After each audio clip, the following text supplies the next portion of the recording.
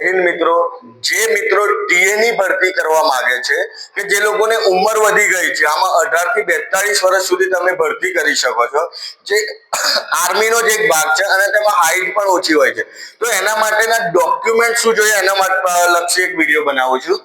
તો તમે જો બર્થડે સર્ટી છે એ તમારું જોશું અને એમાં જે તમારી બર્થડે સર્ટીમાં જે તારીખ છે એ તમારા એલસી માં પણ મળતી આવી જોઈએ, સેમ ટુ સેમ તારીખ. એ પછી 8મું પાસ છો, 10મું પાસ છો, કાં તો 12મું, કાં તો પછી વધારે તમે પણ, તો એ દરેક સર્ટી તમારે લઈ જવાના છે. બીજું છે ડોમેસાઇલ, જાતિનું પ્રમાણપત્ર, કેરેક્ટર સર્ટી જે ચરિત્રનું પ્રમાણપત્ર, એ તમને કાં તો ગામમાં સરપંચથી મળશે કાં તો નગરપાલિકામાં કોઈની જોડે નગરપાલિકામાંથી મળી શકશે. પછી પાન કાર્ડ છે, આધાર કાર્ડ છે, એલસી અને ટ્રાયલ સર્ટી, આ વસ્તુ તમારે ત્યાં લઈ જવાનું છે. અનમેરિડ સર્ટી એ પણ આ જેટલા પણ સર્ટી લઈ જાઓ એ 6 મહિનાથી જૂના ના હોવા જોઈએ. ક્લીન સેવ કરેલા 20 ફોટા અને બેકગ્રાઉન્ડ પર વ્હાઈટ હોવું જોઈએ. સ્પોર્ટ સર્ટી, જો તમે કોઈ સ્પોર્ટ્સમાં નેશનલ રમેલા હોય તો તમે સ્પોર્ટ સર્ટી પણ લઈ શકો છો. અને રિલેશન સર્ટી કે જે મિત્રોના જે જવાના છે તેમના ફાધર કાં તો બ્રધર, ભાઈ કોઈ આર્મી, નેવી, એરફોર્સમાં તો રિલેશન સર્ટી લેવો તો તેના તમને બેનિફિટ મળી શકે. આ હતા ડોક્યુમેન્ટ ટીએ ભરતી માટે.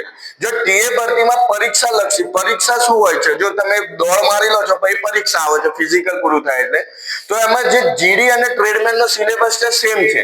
એમાં જીકે ના 20 પ્રશ્નો હોય છે અને માર્ક્સ હોય છે 40.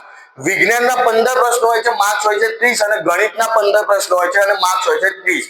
ટોટલ 50 પ્રશ્નો હોય છે અને એ 100 માર્ક્સનું પેપર લેવામાં આવે છે. અત્યાર સુધી ઓફલાઈન જ પ્રોસેસ હતી, કદાચ આ વખતે ઓનલાઈન થઈ શકે પણ મને લાગે કે એ લોકો ઓફલાઈન જ ભરતી કરતા હોય છે. ક્લાર્ક માટેનું જોવા જઈએ તો ક્લાર્કનો સિલેબસ થોડો ચેન્જ છે. જીકે ના 5 પ્રશ્નો હોય છે, માર્ક્સ જોવા જઈએ તો 10, એકના 2 માર્ક્સ ગણવામાં, વિજ્ઞાનના 5 પ્રશ્નો, ગણિતના 10 પ્રશ્નો, કોમ્પ્યુટરના 5 અને પાર્ટ બી જોવા જઈએ તો ઇંગ્લિશ આવે છે જે 25 માર્ક્સનું હોય છે.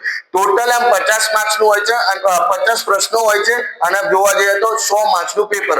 તેના દ્વારા આ લોકો મેરિટ બનાવે છે અને મેરિટ બનાવ્યા પછી બહુ ઓછા લોકો દોડમાં પાસ કરતા હોય છે. આમાં જો દોડાવવામાં તો 1 થી 2 વિદ્યાર્થીઓને પાસ કરે છે. એ રીતે જોવા જઈએ તો ટીએ ની ભરતીમાં બહુ સારું રનિંગ હોય અને તમારું પરીક્ષા સારી હોય તો મહેનત સારી હોય તો તમે જઈ શકો છો. ગુજરાત માટેનું આ બેનિફિટ, ગુજરાતમાં જે લોકો રહી ગયા છે આર્મીમાં જવા માટે એ લોકો માટે ટીએ ભરતી બેસ્ટ છે. 7 વર્ષની નોકરી હોય છે અંદર લખેલું અને ટાઈમ પીરિયડ પ્રમાણે એના થોડાક નિયમ હોય છે. ટીએ એક્ટ 1948 પ્રમાણે આના નિયમો છે. જય હિન્દ, જય ભારત. વધુ માહિતી જોઈએ તો નીચે આપેલા નંબર પર તમે કોલ કરી શકો છો. જય હિન્દ, જય ભારત, વંદે માતરમ.